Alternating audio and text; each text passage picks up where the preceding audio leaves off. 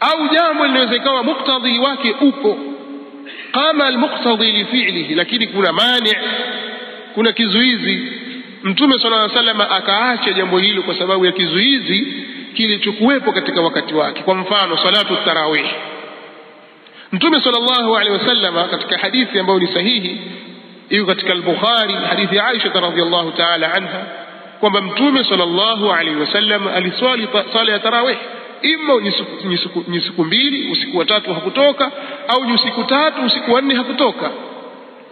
Alipoulizwa Mtume sallallahu alaihi wasallam asubuhi akamwambia, niliwaona mmetoka, lakini hakuna kilichonizuia isipokuwa ni kuogopea isije ikafaradhishwa juu yenu. Kwa hiyo muktadhi wa kuswali ulikuwepo, muktadhi huo lenye kuwajibisha, lenye kupelekea kuswali lilikuwepo, lakini kuna mani wa huwa alkhawf, ni khaufu ya Mtume sallallahu alaihi wasallam kufaradhishwa. Lakini Mtume sallallahu alaihi wasallam baada ya kufariki na wahi ukawa umekatika, hakuna cha kufaradhishwa tena, jambo lile likarudi. Wakalisimamisha baadhi ya masahaba kama Umar, akamwamrisha Tamim bin Aus ad-Dari, kina Ubay bin Ka'b na wengineo, wakawa wanawaswalisha watu kwa sababu ile hofu aliyokuwa akiogopa Mtume sallallahu alaihi wasallam zali baada ya mautihi sallallahu alaihi wasallam.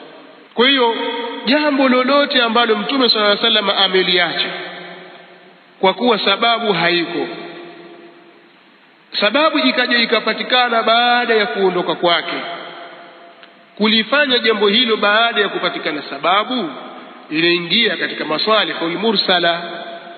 Haya ameyafafanua sana Sheikhul Islam Ibn Taymiyyah, kadhalika Ash-Shatibi katika vitabu vyake Al-Muwafaqat na kadhalika kwenye kitabu Al-I'tisam. Na ukisoma mabahithi ya masalihul mursala utayaona mambo haya. Kwa hiyo huo ndio ufafanuzi kidogo, tunaweza kusema tumetaja kidogo, lakini kuna mengi ya kueleza katika masala ya kuacha. Mtu asiseme tu kwamba hadha min babi tarki liannahu min babi tarki wa huwa la yadullu ala at-tahrimi liannahu adamu ad-dalil, wa adamu ad-dalil laysa bid-dalil. Ukazungumza tu hivi hivi tu, haiwezekani, si sawa. Sawa, lazima ufanye tafsiri, na tarku tafsiri katika makamu kama hizi, kuacha kufanya tafsiri katika sehemu kama hizi ni khata, ni mughalata ilmiya fadiha. Mahali pa tafsiri takiwa ufanye tafsiri, mahali pa kufunga maneno funga maneno. Kwa hiyo nazungumza haya kwamba wewe ukisikia mtu yoyote utoa hoja hizi, basi ujue kwamba anaifanyia khiana ilmu, na jawabu yake ni kama hii tuliyotaja. Kwa hiyo yako mambo Mtume sallallahu alaihi wasallam aliacha, na mingine Mtume sallallahu alaihi wasallam ameacha kwa kizuizi.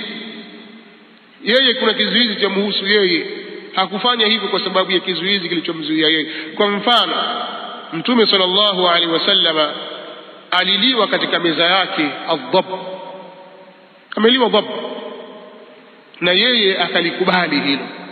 Kwanza hili atuliingize katika mlango wa tarki, kwa sababu kuingizwa katika mlango wa sunna ni mimbabi aula, kwa kuwa sunna kwetu sisi na mbele ya ahli sunna wote, mbele ya jamahiri ahli ilmi, sunna ni kile alichokisema Mtume sallallahu alaihi wasallam, au ni kile alichokitenda yeye, au kile kilichofanywa mbele yake akanyamazia. Hicho kitakuwa ni katika mlango katika sunna. Kwa ni sunnatun taqririyya.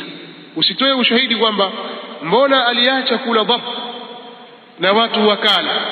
Naam, kule kukubali watu wale ni sunnatun taqririyya, ni sunnatun taqririyya. Ile inakuwa ni sunna ya takriri, anatuza pale Mtume sallallahu alaihi wasallam amelikubali jambo lile.